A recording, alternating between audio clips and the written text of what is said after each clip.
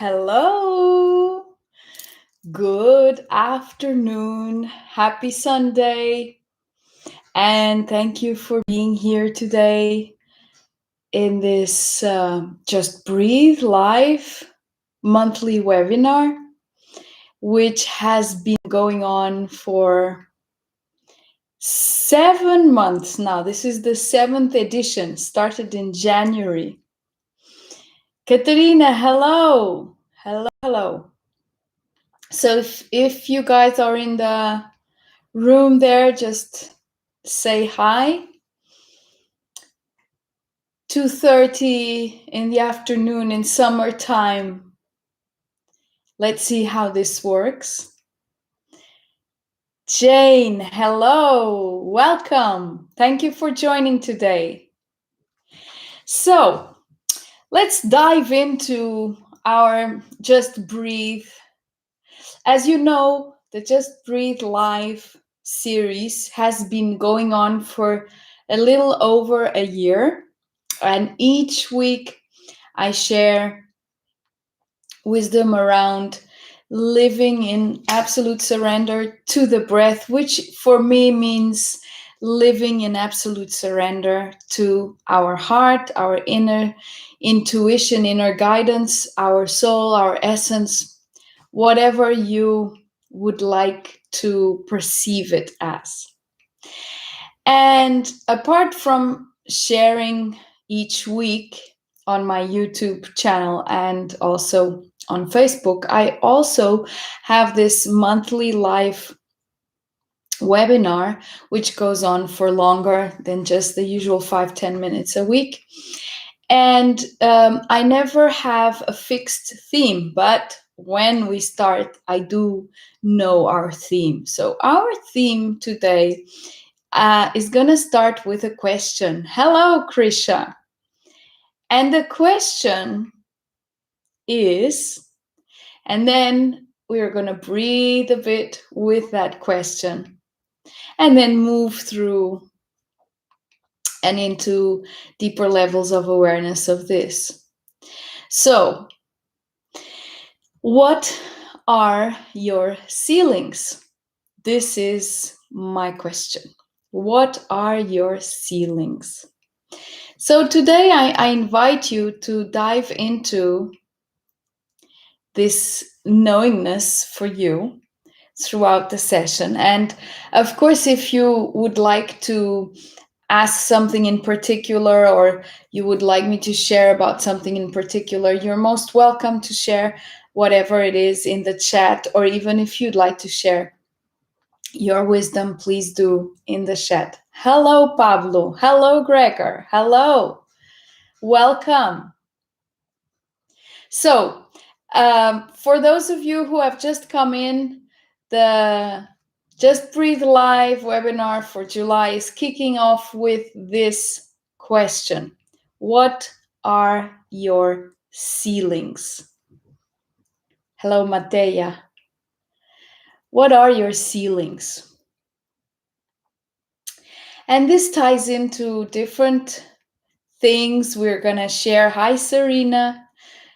That I'm going to share today related to trust, related to infinite possibilities, related to individuality, to putting others first, and basically going into deeper perspectives, also into empathy. So there's a lot of themes tying into this question for you to write down or remember throughout the whole session. What are your ceilings? Hello, Joanna and Barbara and Zé. Hello, first time here.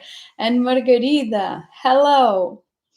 Okay, so beginning with this question, what are your ceilings?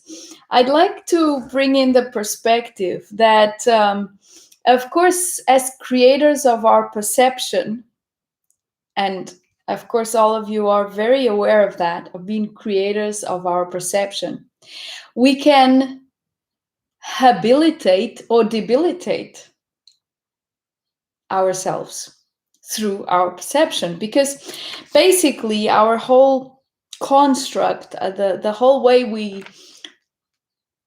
perceive our reality is totally and completely based on perception.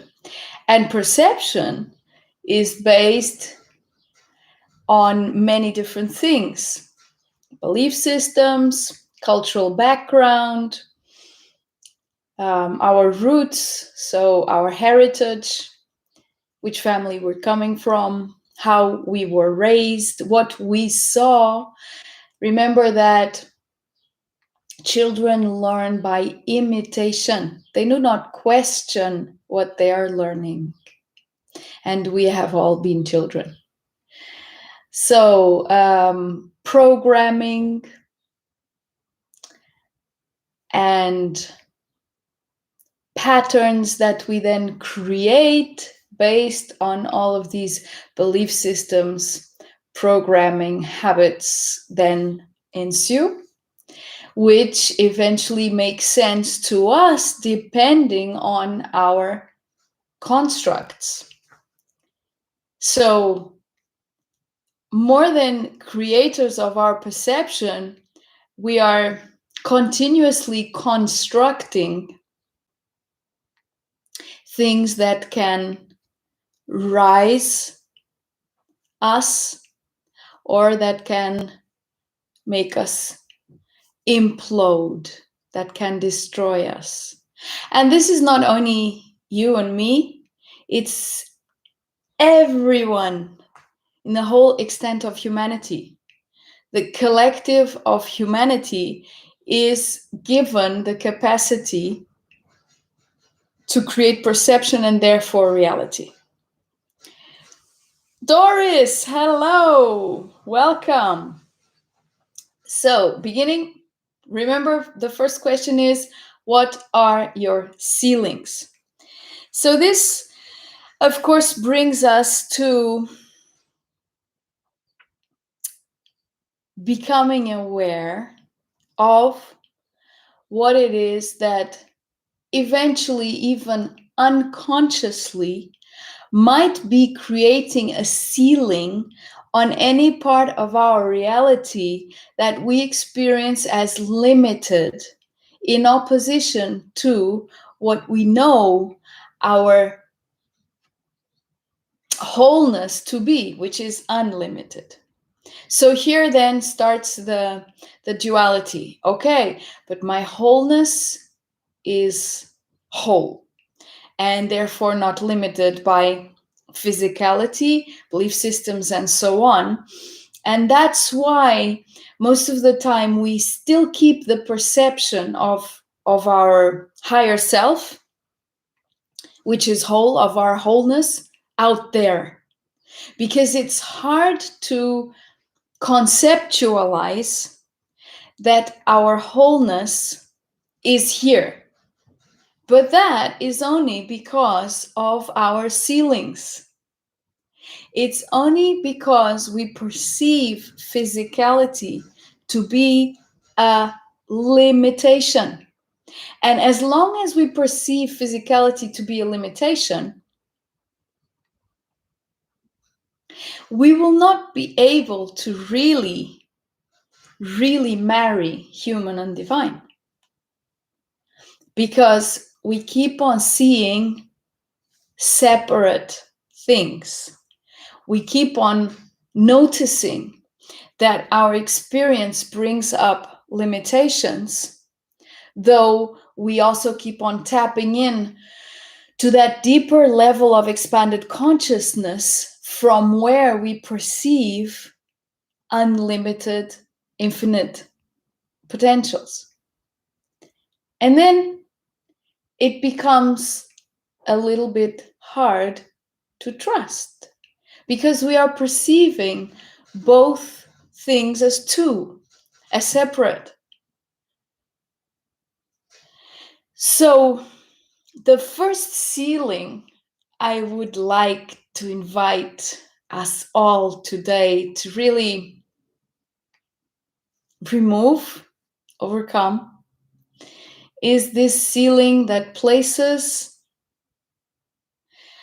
our source self, which has all of the abilities and possibilities of source itself, because it's not something else. We are not something else. We are that perceiving through different eyes. You have your eyes, I have mine, and we all have a different set of eyes. And I'm not only talking about the physical eyes, but the eyes of our perception.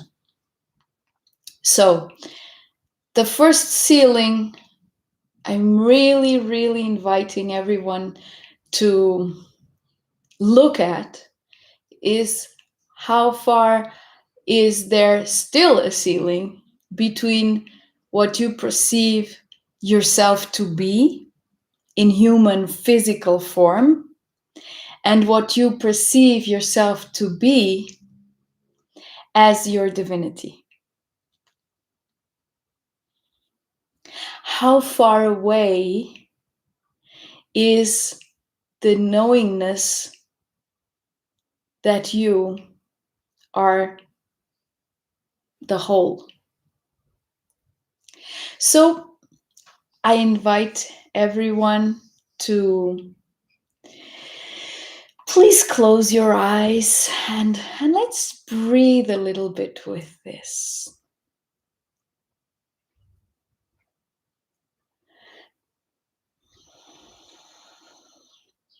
I invite you to take a deep breath through the nose.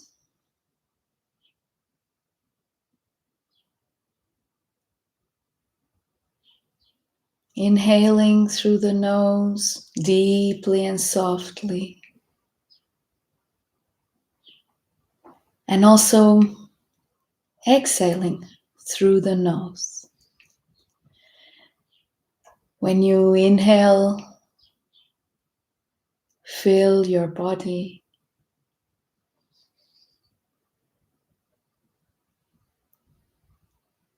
And when you exhale, allow it to release that air and to expand.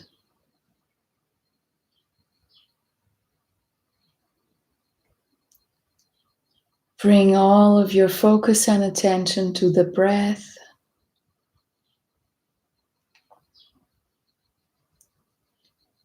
As it rolls in and out.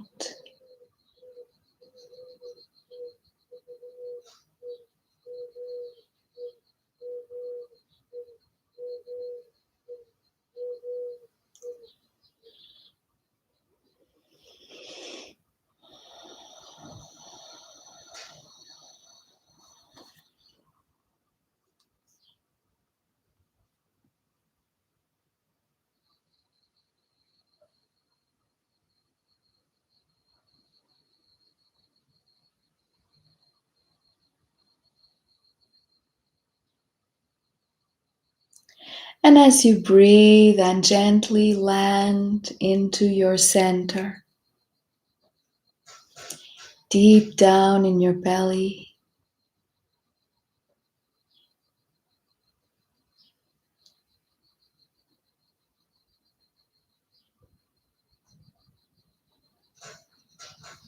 I invite you to just feel that sweetness, that softness, that stillness, smooth and simple, deep down in your center, in the depths of each breath.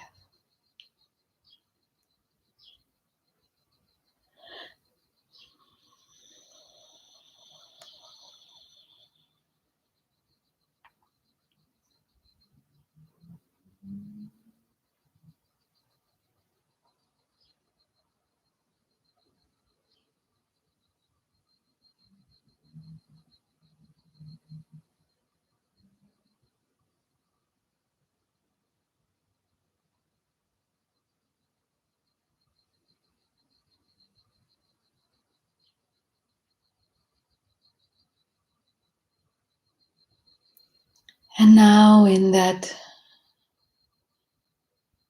serene space, in the core of your breath, in the core of you,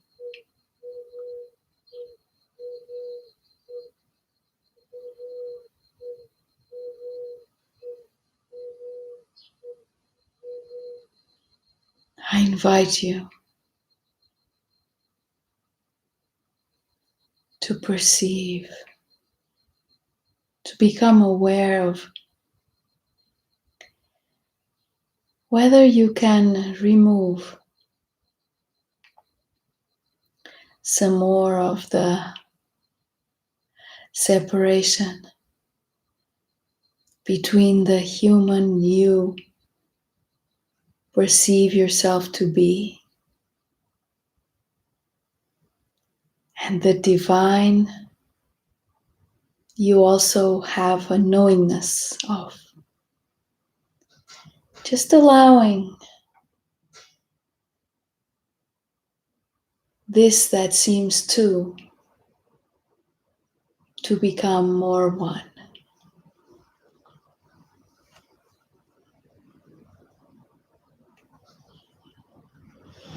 Just like you are allowing your breath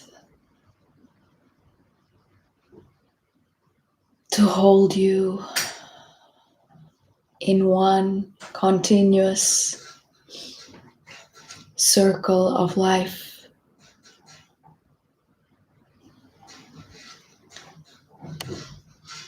Just as you are allowing yourself to be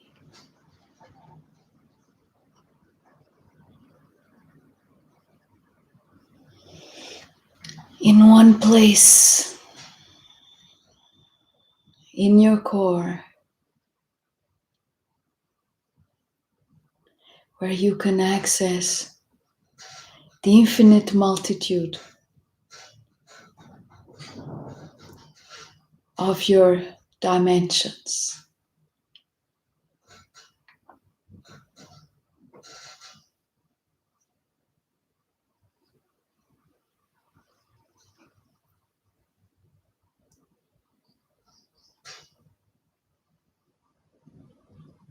Realizing that as you breathe and stay,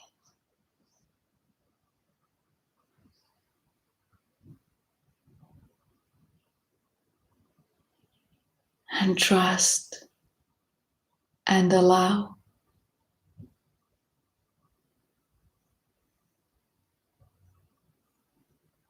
as you collapse your ceiling, surrender and receive.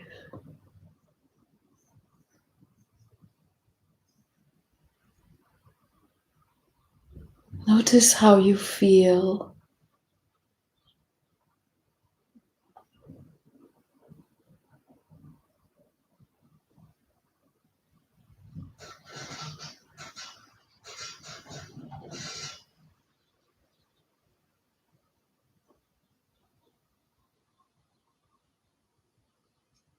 about yourself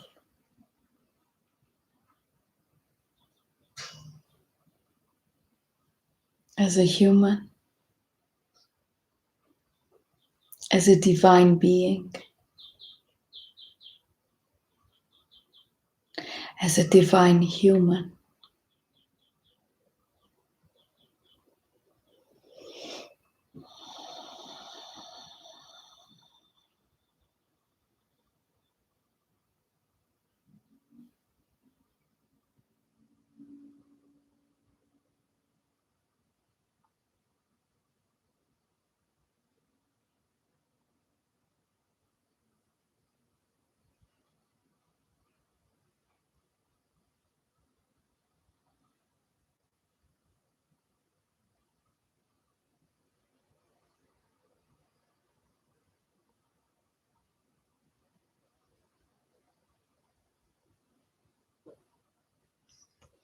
Notice that this is all happening here,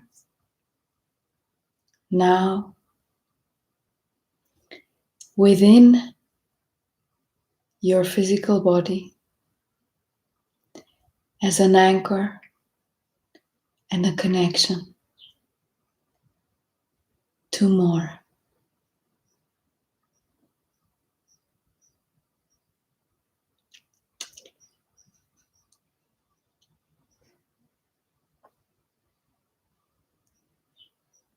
Just allow this connection, whichever way serves you best today.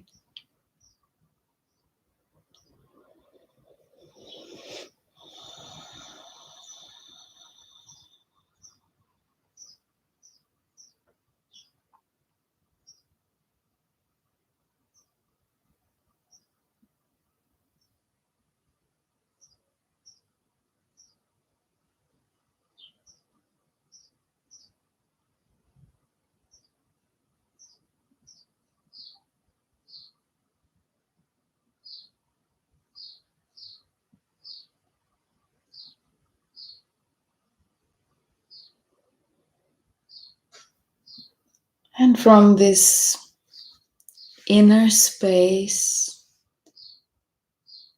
of connection,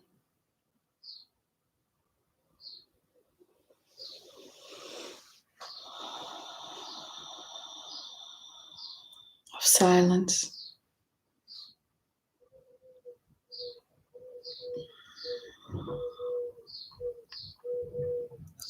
I invite you to gradually prepare to open your eyes again.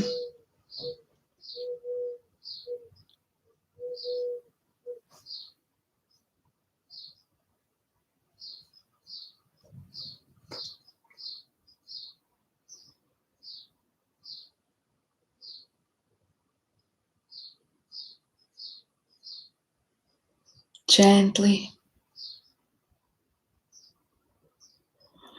And I invite you to perceive whether you have another ceiling, which is that if and when you open your eyes, you're going to lose connection. Now, if you are all that you are already,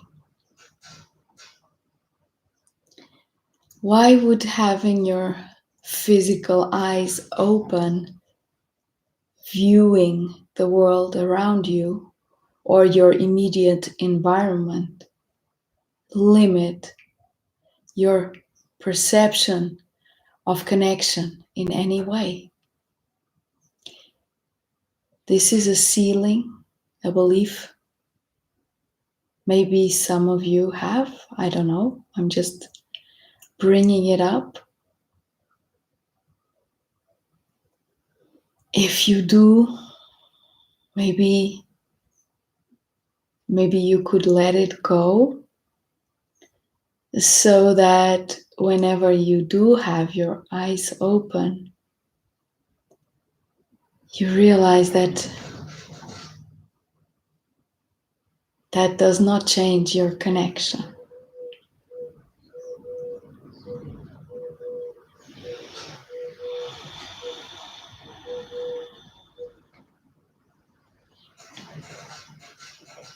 And it doesn't change either if you go to a different place, if you are amongst other people.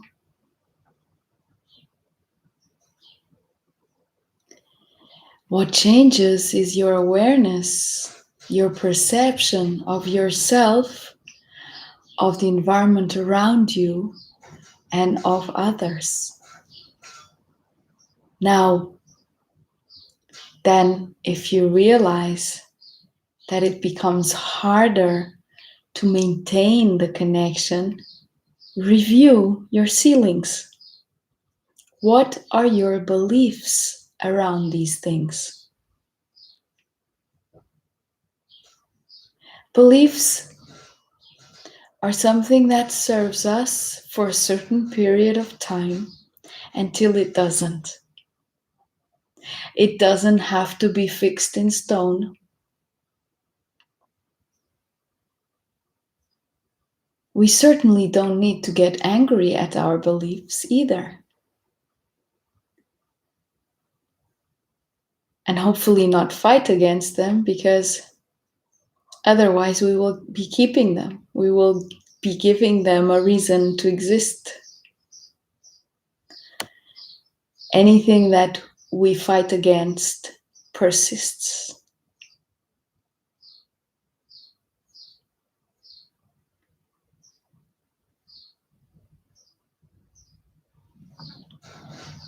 Yes, thank you. Serena is sharing that she believes her mind still has the power to distract her. That is a belief. It is a belief, yes. And I'm sure many people have this same belief. You know, beliefs are such a subtle thing, because many of them lie in our unconscious and subconscious until we call them forth, until we question them. And this is a practice. Start questioning the thoughts that come through your mind that don't serve you, that you know that don't serve you, that don't quite click with your current state of consciousness. Question them. Why do I need this? What is this doing here? But not in an angry way, or in a way that would be harmful for you, in a very firm, assertive, and responsible way, so that you can, okay, this is a belief. Do I still need it? No. Bring it back. Let it go. It's that simple. The thing is bringing these beliefs forth. And one of the beliefs we have been led to believe in, to take in as true, is that individuality is selfish.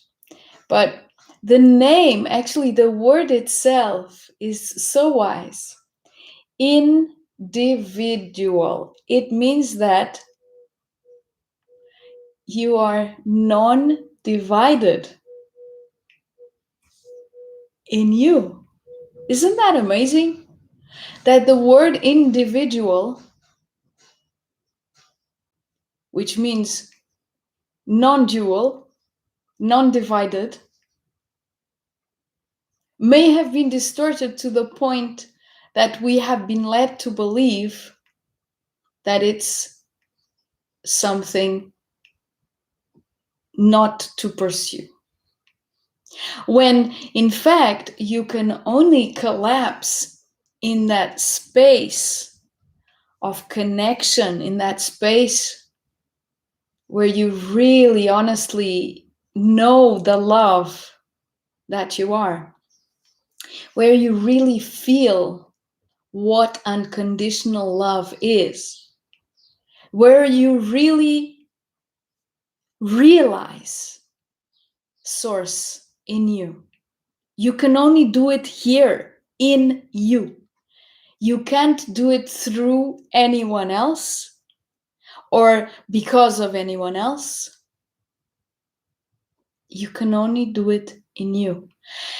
And only after you are absolutely in that state of unconditional love can any parts of you that are still not loved be embraced and transcended, integrated, and only then can you perceive others as equally non-divided wholeness, each and every single one.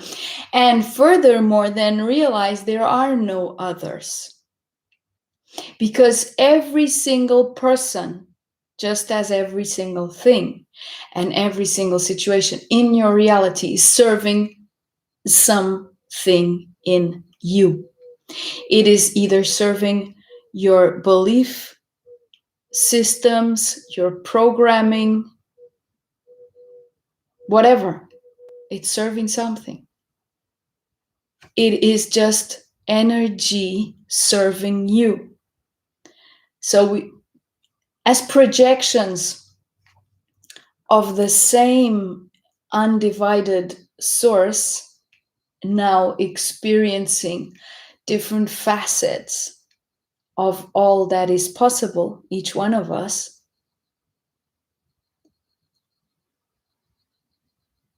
we only come across the people in our lives that serve our experience. Wherever our consciousness lies, and therefore wherever our frequency is,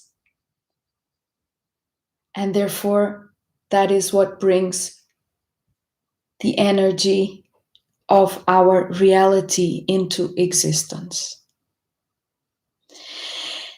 But until we can become non-divided in our own self, and this is being selfish, not the other perception of selfish as lacking unconditional love or lacking acceptance or whatever. Do you notice that even the connotation of selfish brought into this concept of realizing your individuality doesn't fit? Because selfishness, in the way we have learned it to be, is really not caring about anything or anyone else, because we ourselves perceive ourselves to be limited and therefore have to hoard all of our attention, everything, towards ourselves, and grasp everything we can get so that we don't lack anything. That is not becoming one. Therefore, realizing the individual, which is part, obviously, of the collective. No individual is separate from the collective. If you become connected as one inside of you, you realize you are the collective as well. And that's where also another belief system we have been led to believe to be absolutely true, which is put others first. Now, let's dive a bit deeper into this perception. So notice. So first of all, we are seeing others as outside of us, as not belonging to our sphere. And we are seeing the world from the outside in. So putting others first, and you come afterwards. Therefore, you are living out there and not in here. Therefore, you can never realize the source that you are, the unconditional love that you are, and that as a consequence nourishes others just because you are one. Notice this, you cannot not be precious and valuable as a human being present here on the planet. You cannot not be that if you have come into this whole connection, if you are living your life from a point, a perspective of non-separation. And for that to happen, you cannot put others first, because there are no others. There's just you perceiving the whole of your reality in different ways. And all of the people who are part of your reality can only be in harmony within you, so embraced within you, when you have embraced yourself within you. And then you stop seeing separation.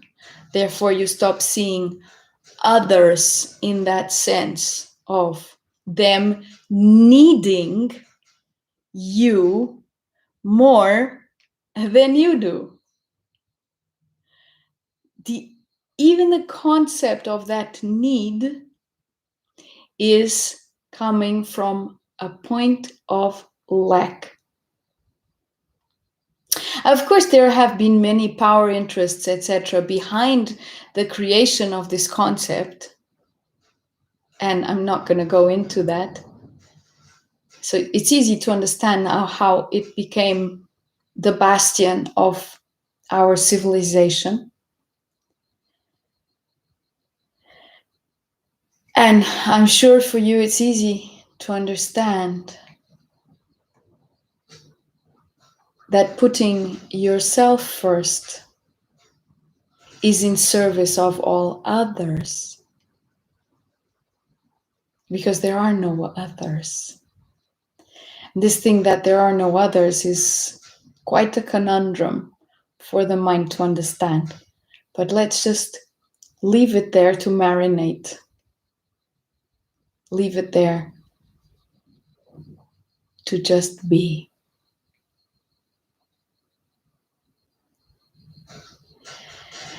And with these principles of individuality, putting others first, then something else comes, which is, as we develop our intuitive senses, because there are many, we become more sensitive. And as we become more sensitive, it sometimes becomes more uncomfortable to dwell in the midst of humanity, of society, of whatever, wherever we live. And then we tend to believe that it's because we're empaths, so we feel everything that's going on around us and even perceive people's thoughts, and that is what is causing us harm. But in fact, what is causing us harm is our belief around discomfort, and also our belief around separation. And so then we tend to want to isolate because the world becomes too painful, basically, instead of realizing that the pain we are feeling is because of the separation we are creating inside of ourselves, and also because of all of the experiences, the parts of ourselves, the aspects of personality, the lifetimes that we have lived in that painful feeling of the world being a harsh place, an unsafe place, and so on. So this, when we heighten our intuitive abilities and senses, becomes even more visible, even more tangible. And that is what needs to be addressed. So where is the pain coming from? Now, if we are capable of embracing that pain, and it doesn't really matter here if it's coming from within ourselves, from parts of us that are feeling in pain, or whether it's coming from our environment and from people we relate to, situations, etc. It doesn't matter. What matters here is that in this indivisiveness, in this becoming whole, becoming one, that you can dive into that discomfort and just breathe and stay connected to the knowingness of your wholeness, to just be able to know and sense the underlying peace that you are despite the discomfort.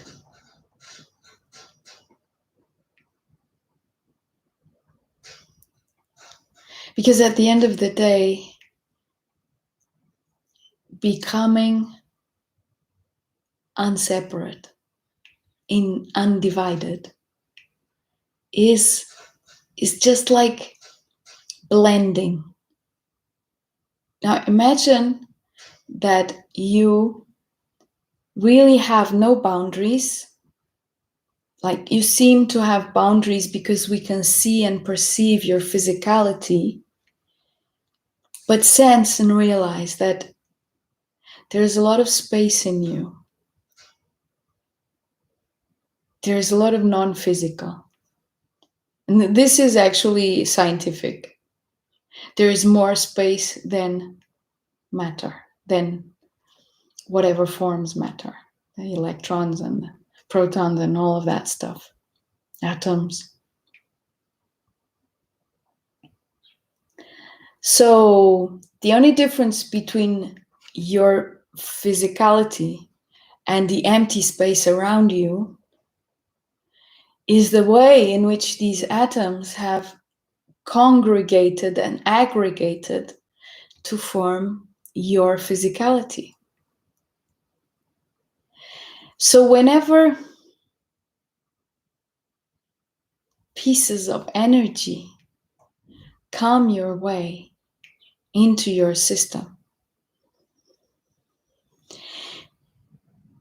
you can feel them, but they don't need to be stuck. They don't need to remain stuck. And by being aware of your wholeness, of the deeper truth within you, you can literally dissolve anything. Anything. There is nothing your expanded consciousness cannot distill, because you are an alchemist. And I've shared this over and over again, and I'm sharing it again. You are an alchemist. That's why you're capable of massive transformation. And so then being an empath is no big deal, because we are all empaths. That's how we relate to the world. And the more you open up your consciousness, the more empathic you become. The more you can feel. But if you are, and this is the key, in the space of absolute compassion, which is, in other words, unconditional love, you don't rock your boat. It comes in rocking and you create stability. Comes in rocking and you create stability. Now, if you could picture enough human beings doing this,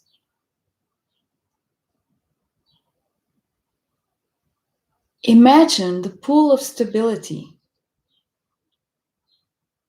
of harmony that can be created.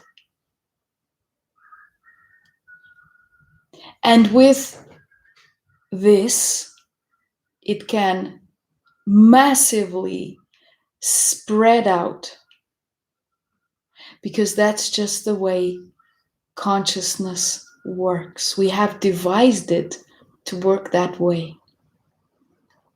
That when enough of us are creating enough of something, and we know that because we've seen how we have created wars and all sorts of other things in the very same way. If enough of us are undivided through the network of collective consciousness, we will be opening up rivers, streams, and oceans of infinite possibilities. And so sometimes when we look at the world around us, it becomes hard to fathom how it may become possible that consciousness as a whole in the human collective can achieve harmony. It is quite unfathomable because we see so much nonsense going on. Nonsense as in not having sense, therefore not living through sense. We see so much around us, and it's easy to become disheartened and to not believe that that possibility exists. But the thing is, not every single human needs to awaken to their oneness, to their wholeness. There needs to be just enough. Enough. So quite a few million to be creating more harmony. That then would create more and more harmony, and then as an ocean spread out.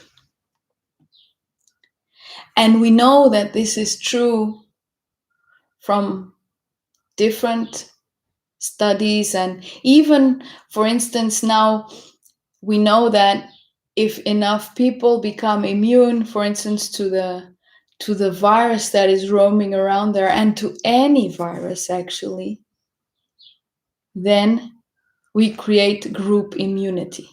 Doesn't mean that every single one had to go through every single process.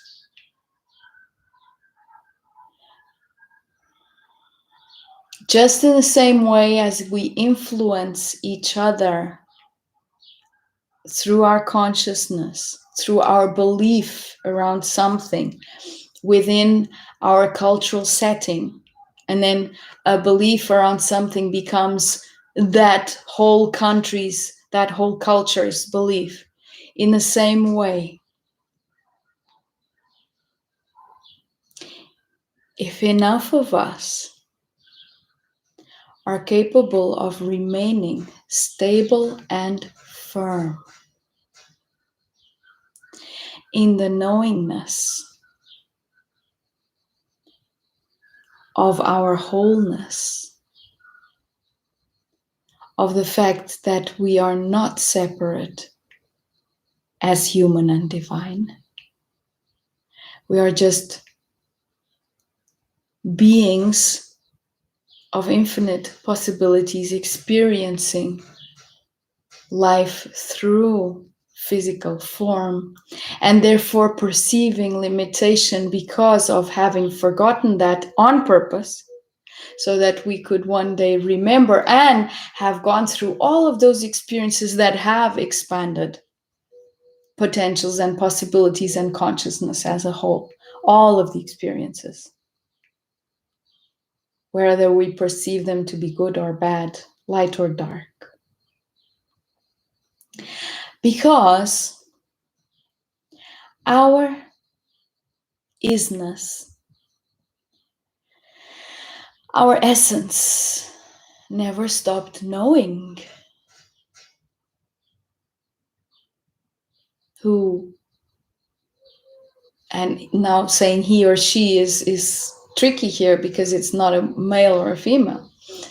Our isness is non-defined by gender, but anyway, because our language is limited to duality,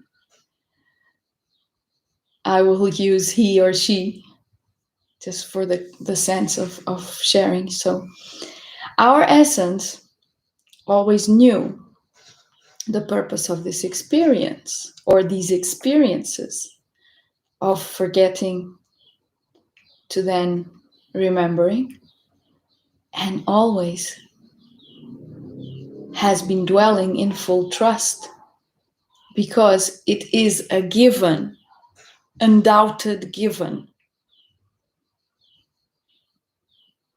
that each and every one is source experiencing through the lenses of separation, and therefore will, sooner or later, whenever it is appropriate,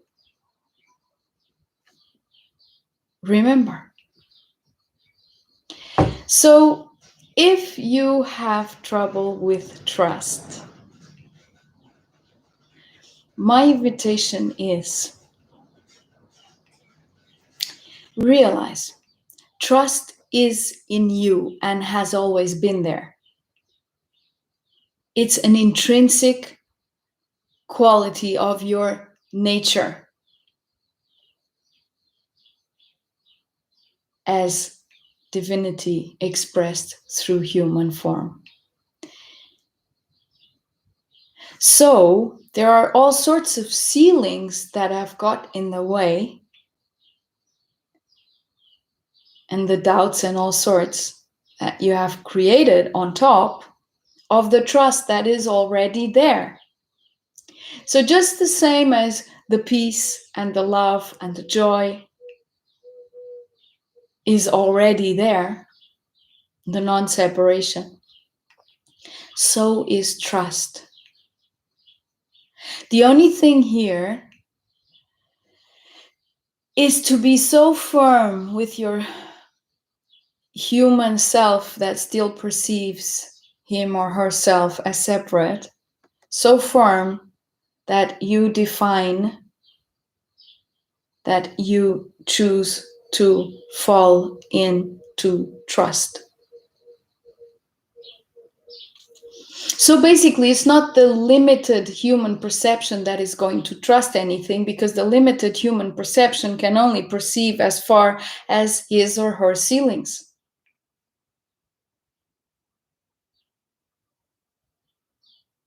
It is the extent of your surrender, of your allowing, of your use of free will, which is, in this case, of your use of conscious choice to keep on trusting.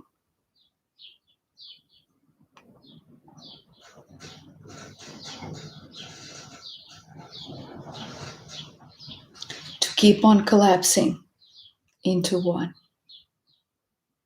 To keep on being here now.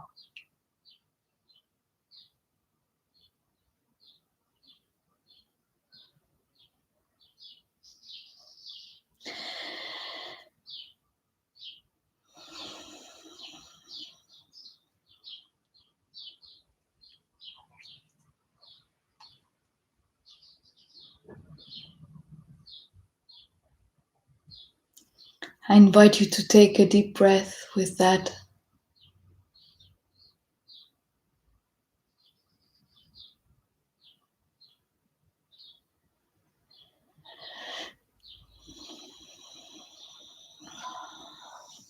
And to keep on looking at your ceilings for the next days and realizing. And I'll just give a few very tangible examples. Like, for instance, I have been exploring bathing in cold water, and no, it's not because of the Wim Hof craze. Actually, I started before all of that started coming into the public eye.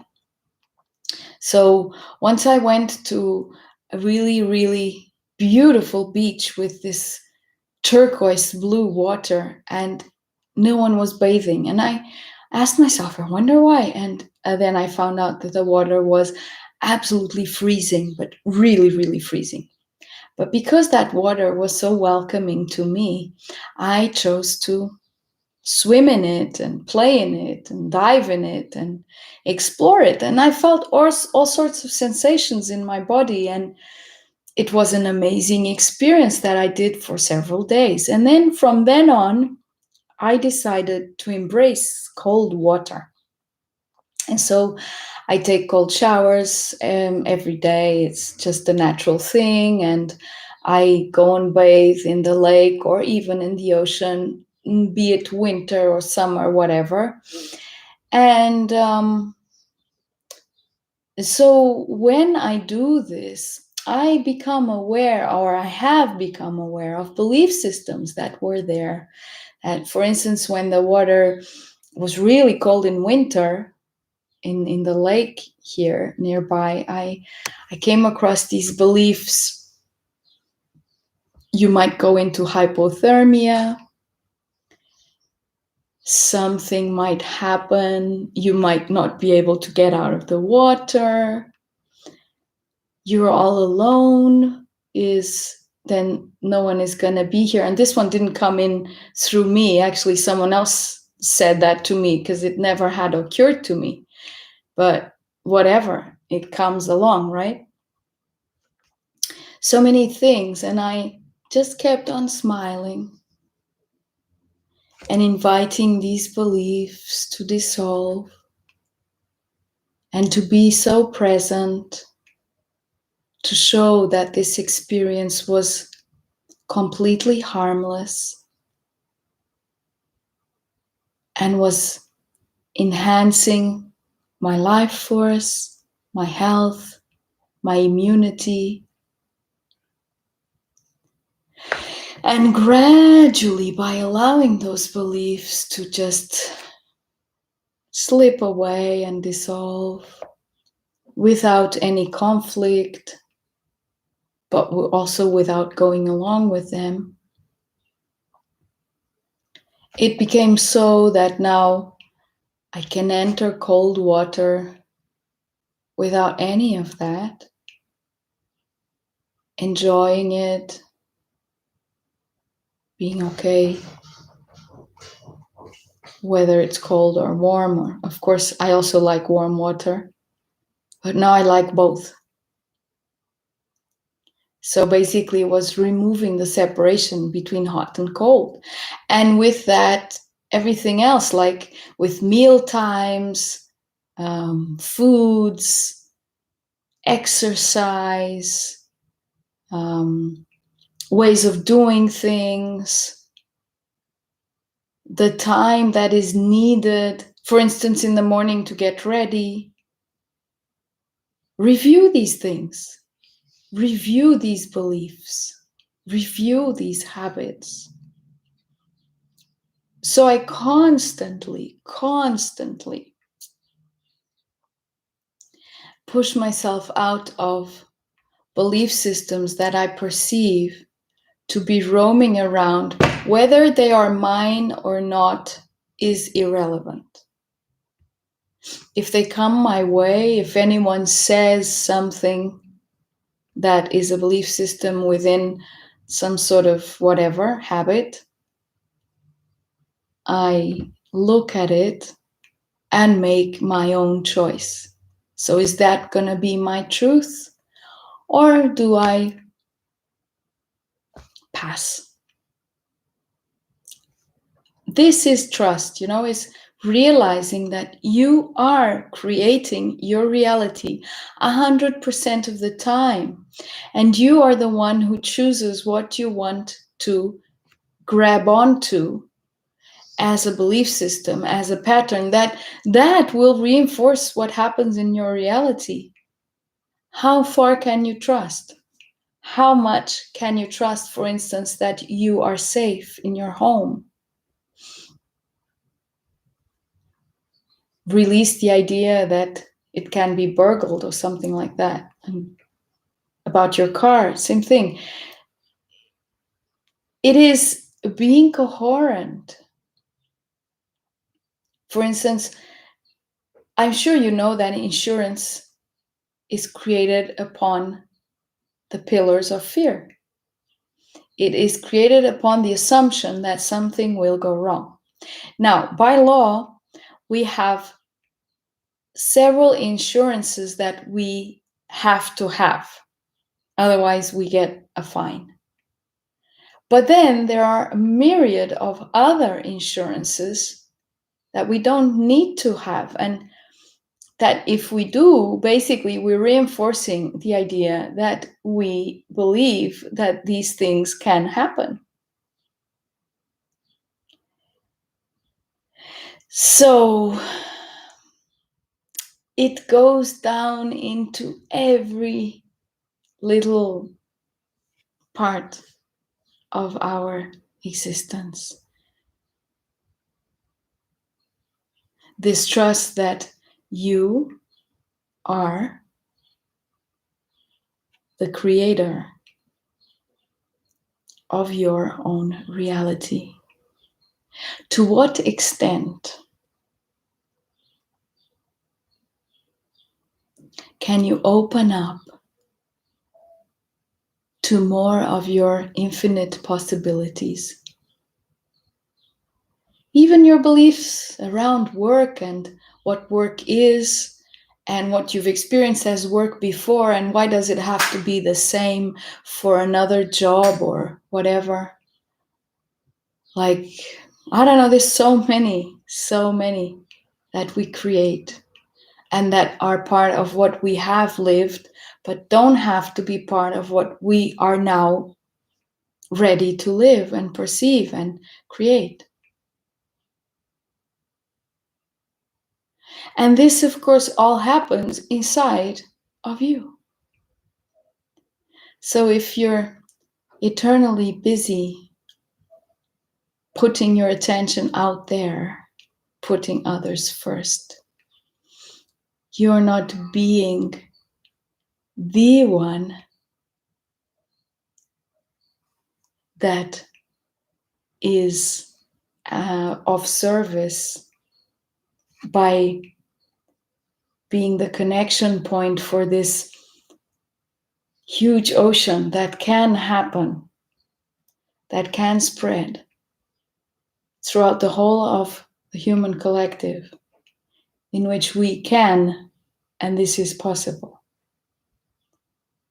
come to a point where we are in harmony. Of course, patience is necessary here. Things in this realm of form have a tricky way of working with time. So sometimes what we perceive in our timelessness is not necessarily immediate in this physical reality.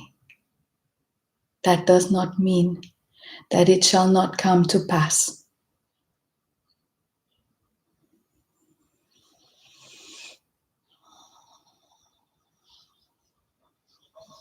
I invite you to take a good deep breath.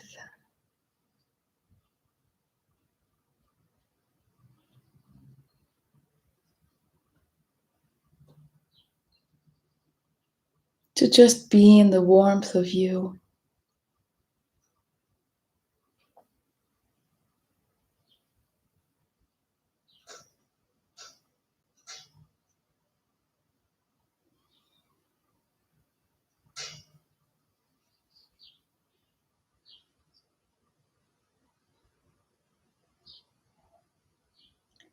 And allow all of this to sink in whichever way serves you best. And it's not that what I'm sharing has to be taken as the absolute truth. No. Yours is the truth. It's in you. So these are just perceptions, are just invitations from where I am viewing. that I am sharing with you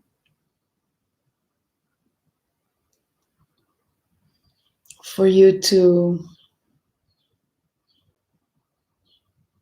grasp your own knowingness, your own truth, what serves you best.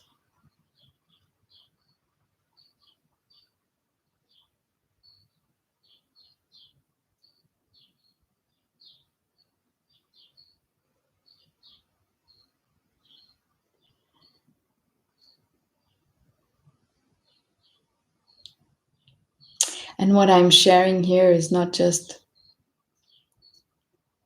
my own essence, it is my own essence with the collective expanded consciousness of all of you and of the ascended masters that accompany each one of us, the angelic realms, and so much more. Because it is all part of the one source where we all tap into and we all are part of.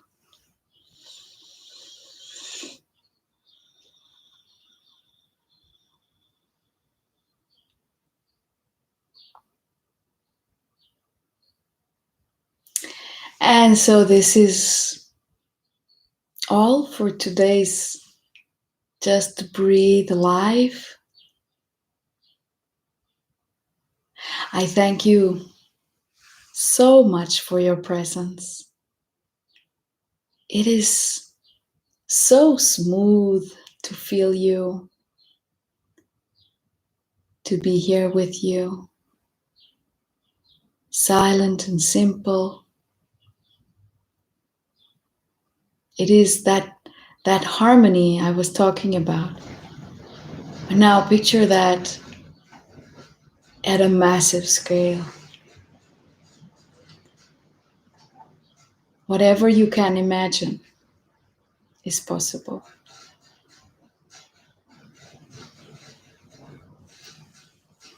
Thank you so much. I'd like to leave here the reminder that I have now that living in the flow monthly sharing with my dear friend Alexis Sersha, where we share experiences of this kind of life, which some people will call in the fifth dimension, which we call in the new earth, which can be called different things. And it's going to be on the 24th, Saturday the 24th at 10 p.m. my time in Portugal. And that will be 7 p.m. in Brisbane, Australia. And we will be doing that on a monthly basis.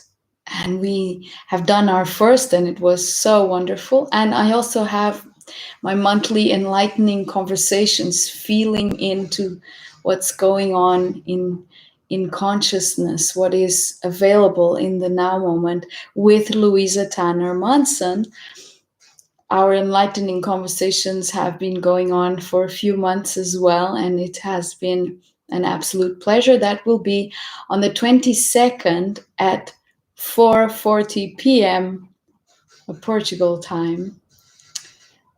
And so these are the live events that happen on a monthly basis.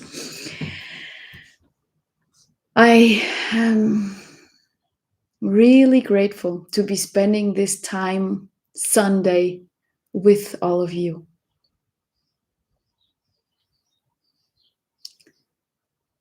Oh, thank you, Jane. Thank you. And Eda and Joanna and Doris and Katerina and Margarida, Serena, Pablo. Thank you all. Sometimes, is when we get together for these expanded awareness moments, and where we all tap our own expanded awareness to pull it together, that we create things that we cannot even imagine right now, that are happening right now in other places in the world as a consequence. And let me remind you, next weekend, 17th and 18th, speaking of things creating momentum, we are having the Higher Self Expo, which will be a 24-hour live broadcast on Facebook Higher Self Expo page and YouTube, around the theme where science meets spirituality. I am a speaker and a co-host for Europe, because it's around the globe, starting in the US for 8 hours, going on to Australia, and then coming here. So our stream will be on the 18th. So it starts on the 17th in the US, and then on the 18th, it's both Australia and Portugal. Unfortunately, I might not be able to be on the Australia and watch all of it, because it starts like at all hours in the early wee hours of the night. But so I invite you to register, to be a part of it as well, as I can feel the momentum gathering already, and it is super powerful. And it's these things that really enhance those potentials that we know to be possible, but that we do not have expectations about. So it's not about creating an expectation that this or that is gonna be possible. It's having this knowingness that it already exists. Because I'm living that new earth. I am living it. That's why Alexis and I have this sharing of living in the flow. We are living it. Many of you are living it. Many are living it. And so it's that creates that pool of infinite possibilities. So, see you next time.